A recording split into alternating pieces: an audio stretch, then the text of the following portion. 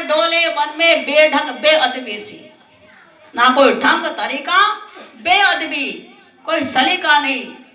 One में जाती मांस चबाती, हड्डियों के वो गहने सजाती, पशु भी खाती पक्षी भी खाती, फिर भी रहती भूखी भूखी सी। आवारा बन डोले वन में बेढंग बेअदबी सी।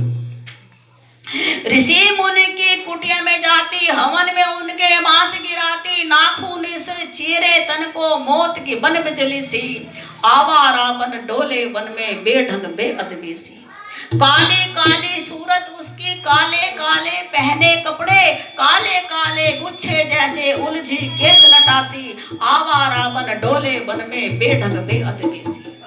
बड़े बड़े नाखून थे उसके, बड़ी बड़ी थी आंखें, बड़े बड़े दांतों वाली वो भयानक हंसे हंसी सी। आवारा बन डोले वन में बेढंग बेअदबी सी। किसी के रोके कभी ना रुकती, जंगल जंगल घूमा करती, बड़े बड़े दानव को कपाती, गगन में चढ़ी चढ़ी सी। आवारा बन डोले वन में बेढंग बेअदबी सी। नखरे उसके झेल सके ना, खरदूषण दोनों भाई। खरदूषण की बहन थी। खरदूषण देखो, एक माता के थे रावण और कुंभकर्ण, एक माता के थे विभीषण और एक माता के थे खरदूषण और ये शूर्पणखा। तो सारे बहन भाई थे, पिता एक था, माताएं अलग थी। नखरे उसके झेल सके ना खरदूषण दोनों भाई, हा हा हु हप हप करके मन चली बदली सी। आवारा बन डोले वन में बेढंग बेअदबी सी। शूर्पणखा रावण की बहना फिरती भगी भगी सी, भागी फिरती थी। जो लड़कियां अपने घर में अधिक नहीं टिकती, उसके कदम बहुत जल्दी बहकते हैं। सच बात है। तो कन्या जिस घर में अधिक रहती है, सुरक्षणीय बनती है, और जब घर घर हांडा करती है तो बेलक्षणी बनती है। लक्षण उसके समाप्त हो जाते हैं, गुणहीन हो जाती है। तो पंचवटी सो गई एक बारा, देखी विकल भई जुगल कुमारा। एक बार पंचवटी की ओर भागी तो आकाश में आ रही थी। पंचवटी में राम जी बैठे थे, लक्ष्मण जी बैठे थे, सीता जी बैठे थे। तो प्रभु का रूप सौंदर्य देखा, अरे वाह, ऐसा पुरुष तो मैंने कभी देखा ही नहीं। जैसे कितने सुंदर हैं, ऐसा लगता है धरती पर सबसे अगर सुंदरता कहीं है तो इन दोनों के अंदर छिपी हुई है। सोचा अगर मैं इस रूप में जाऊंगी तो मुझे प्यार नहीं मुझे देख नहीं पाएंगे, प्रेम नहीं दे पाएंगे। इनके पास बैठ जाऊं, वाह कितना बढ़िया, ऐसा सुंदर शरीर बनाना चाहिए। जानते शूर्पणखा कौन थी? ये नयनतारा अप्सरा थी। बजरा ऋषि बहुत घनघोर तरफ कर रहे थे। बजरा ऋषि इंद्र ने परीक्षा लेने के लिए भेजा था। उसने मन डिगाने की कोशिश की, तप डिगाने की, जैसे मेनका ने विश्वामित्र की, ऐसे नयनतारा ने बजरा ऋषि की समाधि को भंग करने के लिए तरह तरह की योजना बनाई। जब उस ऋषि की आंख खुली तो कहा, अरे ढीठ, साधु पुरुषों को साधना में भंग डालती है, जा मैं तुझे श्राप देता हूं, तू राक्षसी हो जा। अब उसने कहा, महाराज मैं खुद आपकी तपस्या भंग नहीं करना चाहती थी, मुझे तो इंद्र ने भेजा था। हम अप्सराएं इंद्र की हर आज्ञा का पालन करती हैं, हम नमक हरामी नहीं हो सकती, स्वर्ग में रहती है, स्वर्ग के नजारे का रस लेती है, तो जैसा इंद्र कहता हमें करना पड़ता है। मैं तो इंद्र की सेवा बजा रही थी, उसकी आज्ञा थी, पालन कर रही थी, मेरा इसमें क्या दोष? कहे हाँ अच्छा, फिर तो इंद्र का दोष है। चलो ठीक है, मैंने तुम्हें श्राप दिया तो दिया, लेकिन जा फिर मेरा आशीर्वाद भी तेरे साथ है। कि क्या? जा, श्राप तो दिया लेकिन मेरा आशीर्वाद तेरे साथ, तुझे इसी जन्म में भगवान मिले, तुझे इसी जन्म में भगवान के दर्शन होंगे। तो भगवान के अब वो शरीर उसका राक्षसी बन गया था। रावण की बहन थी वो, अब इधर उधर आवारा की तरह घूमी पड़ती थी। जब देखा इतने सुंदर राजकुमार हैं तो इनके सामने मुझे भी तो सुंदर होना चाहिए, तभी तो मन लगेगा। इन्हें देख के तो अब दुनिया देखने को मन नहीं करता। तो अपना सुंदर वेश बदल करके, कोमलांगी नारी का वेश बदल करके भगवान के पास गई और कहते भगवान से, तुम सम पुरुष नमो सम नारी, यह संजोग विधि रचा विचारी। राम सिया राम सिया राम, जय जय राम। राम सिया राम सिया राम, जय जय राम। अब कहा कि ऐसा पुरुष कहाँ मिलेगा, और मैं तो अब तक कुमारी, जबकि विवाह हो चुका था। उसका जिभागर उसके पति का नाम था। रावण ने मारा था, रावण के पीछे पड़ गया था। कहा अब तक कुमारी हूं ताते, अब लगी रहा हूं कुमारी, मनुमाना कुछ तुम ही निहारी। राम सिया राम सिया राम, जय जय राम। राम सिया राम सिया राम, जय जय राम। महाराज कुमारी रहती हूँ, बहुत शिष्टाचार में रहती हूँ, परंतु आपको देखा तो मन किया कि आपके पास बैठ जाऊं। कुमारी हूं, आप जैसा पुरुष नहीं मिलेगा, इतना सुंदर, मुझ जैसी सुंदर नारी नहीं मिलेगी, चलो विवाह रचा लेते हैं। आप भी अकेले हो। भगवान ने सीता जी को इशारा किया, सीतई चितई कही मधुबाता, आए कुंवार मोर लघु भाता। मैं कुंवारा नहीं, मेरी पत्नी, मेरा भाई कुंवारा है। देख मेरी तो पत्नी है, तो मैं विवाह नहीं कर सकता, तुझे क्या सुख मिलेगा? तो मेरा भाई कुंवारा है। उसने कोई बात नहीं, इसके भाई की तरफ चली जाती हूँ। भाई की तरफ चली गई तो भाई ने कहा आप विवाह कर लीजिए। कहा सुंदरी सुन मैं, हे सुंदरी, सुंदरी कह के संबोधन किया। हे सुंदरी सुन मैं उनकर दासा, जिनके पास उनका ही दास हूँ, पराधीन नहीं तोर पासा। पराधीन आदमी क्या तुझे सुख मिलेगा? उनकी सेवा में लगा रहता, तू भी सेवा में लगना पड़ेगा। जा उन्हीं के पास, प्रभु समर्थ कौशलपुर राजा, कौशलपुर के राजा है, बहुत सुख मिलेगा। चली जा इनके पास, जो कुछ करे उन्हें सब छा जा। वे कुछ भी करे, चाहे एक रानी रखे चाहे 10 रखे, सब फलेगा, सब फलीभूत है। राजा है कौशलपुर के राजा, उनके साथ तुझे आनंद मिल सकता है, ऐश्वर्य भी मिल सकता है। जा चली जा। अब फिर राम जी के पास आई। फिर राम जी ने कहा हाँ ठीक है राजा, कई रानियां रख सकते हैं, तुम भी सुंदर हो, इसमें कोई अतिशयोक्ति नहीं है। भगवान तो उसके पूर्व जन्म की बात को देखते हुए कहते तुम परम सुंदरी हो, लेकिन मैं एक पत्नी व्रत हूं, इसलिए वही जा लक्ष्मण के पास।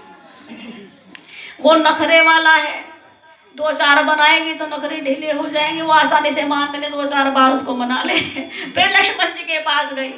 महाराज किसके पास भेज? वो तो कठोर दिल का, वो तो बज्जर दिल का, मानते हैं अपनी पत्नी पे रिझा बैठा है, मैं तो बस आपको ही वरना चाहती हूँ। उन्होंने कहा अरे नहीं, वो तेरी परीक्षा ले रहे, जा बना ले। रघुवीर देखो उधर भेज, कभी उधर भेजे कभी उधर भेजे। उसने कहा बात नहीं बनेगी, ये राम तो बहुत सीधा साधा है, मीठा मीठा बोल। इसका भाई बड़ा कड़वा कड़वा सा बोलता है, तुनक के बोलता है जब भी वो राम जब तक नहीं चाहेगा, जब तक इसकी पत्नी लाश की पत्नी को खा जाऊं, तो भयंकर रूप प्रकट कर दिया वही राक्षसी वाला। और सीता को बड़े बड़े नाखून से गर्दन दबाने के लिए भागी, तुझे चीर के खा जाऊंगी, हड्डियां फेंक दूंगी, मैं राम की पत्नी बन जाऊंगी। और जैसे सीता की ओर लपकी, भगवान राम ने इशारा करते लक्ष्मण कर दे काम तमाम। लक्ष्मण जी ने दूर से ही छुरी फेंकी और उसकी नाक पे जाके लगी, नाक कट गए, गिर गई।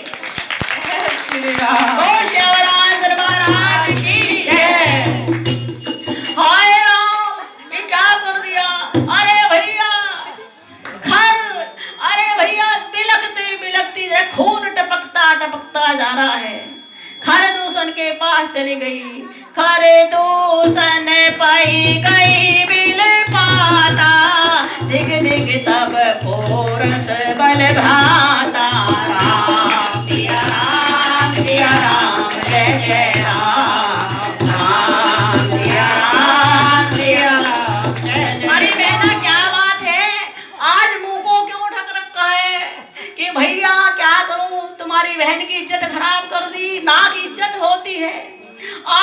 इज्जत चली गई, कहाँ चली गई?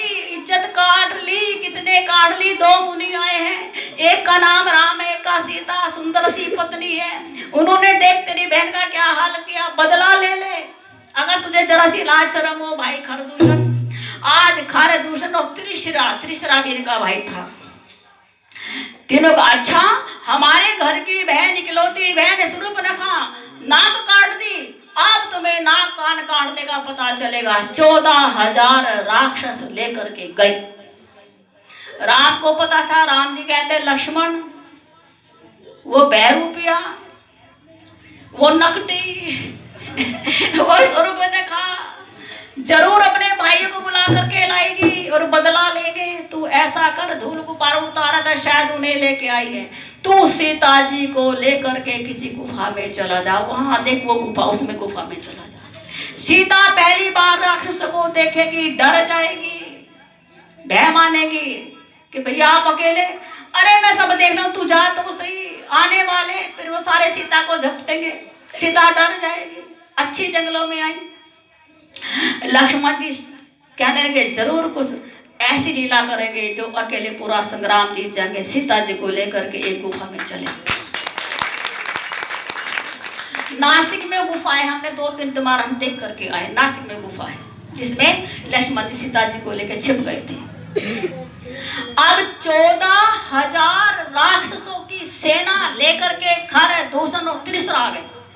खरदूषण आदि भगवान ने सोचा ये सारे मुझ पर झपट जाएंगे मैं अकेला, तो भगवान ने योग माया प्रकट की।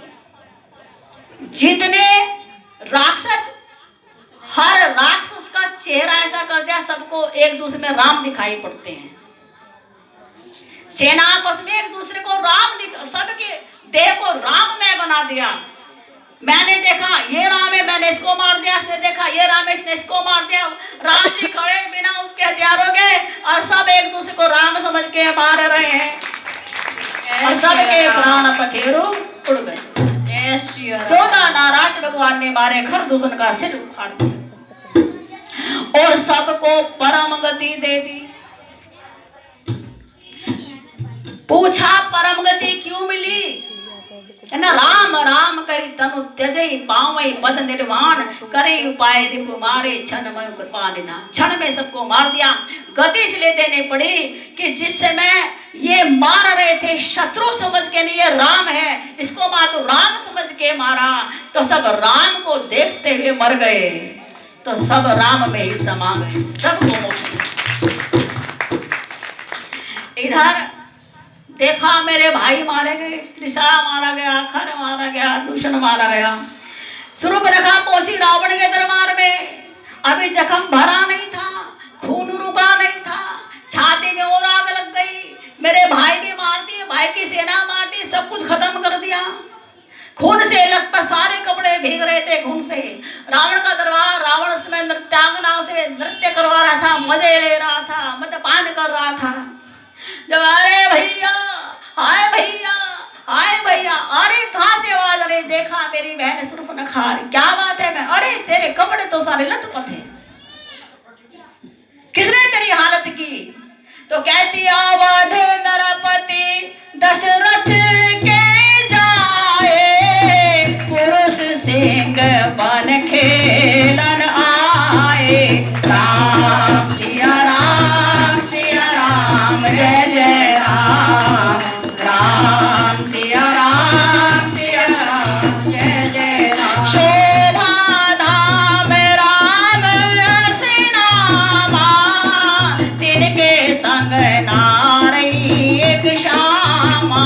राम सिया राम, सिया राम जय जय राम, राम सिया राम, सिया राम जय जय राम। किसने दशरथ के बेटे हैं राम और लक्ष्मण, बड़े सुंदर हैं। एक सुंदर नारी उनके साथ है। उन्होंने मेरी नाक काट दी, तू वहां क्यों गई थी? मारा, टहलते टहलते गई थी। फिर तेरी नाक कान क्यों काटी? महाराज मैंने कहा मेरा एक भाई आपका यश बखान कर रही थी, आपका यश देखा नहीं गया। झूठ बोल दिया रावण से, आपका यश देखा नहीं गया, मेरे नाक कान काट दिए। तेरी इज्जत बर्बाद करने के लिए। जा बर्बादी वाली इज्जत नाक लेकर के चली जा, देखूं तेरा भाई कितना बलवान है। कि अच्छा, फिर तूने क्या किया? मैं खरदूषण तृष्णा के पास गई थी। खरदूषण 14,000 राक्षस लेकर के गए थे, क्षण भर में सारे मार दिए, इसलिए मैं हाँप के कांप के तुम्हारे पास आई हूँ। रावण सोच में पड़ गया। खरदूषण मोहि सम बलवंता, तीनहि कुमार ही बिनु भगवंता। राम सिया राम सिया राम जय जय राम, राम सिया राम जय जय राम। अरे खरदूषण मेरे भाई बलवंत थे, उन्हें भगवान के सिवा कोई मार ही नहीं सकता था। इससे ये सिद्ध हुआ, इसका मतलब वो नर नहीं, वो भगवान है। इसका मतलब भगवान है। वो भगवान है या नहीं, यह बात युद्ध से सिद्ध होगी। भाई जिसने मेरी बहन की नाक काट दी, मैं उसे प्रार्थना थोड़ी करने जाऊंगा, बदला लेने जाऊंगा। लोग कहेंगे राक्षस भी अपनी बहन की इज्जत रखते हैं, सब लोग बहन की। अगर मैं बदला ले तो मेरे सारे समाज में नारी क्या इज्जत रहेगी? इसलिए बदला तो लूंगा, लेकिन युद्ध करूंगा। युद्ध से पता चल जाएगा वो भगवान है कि नहीं।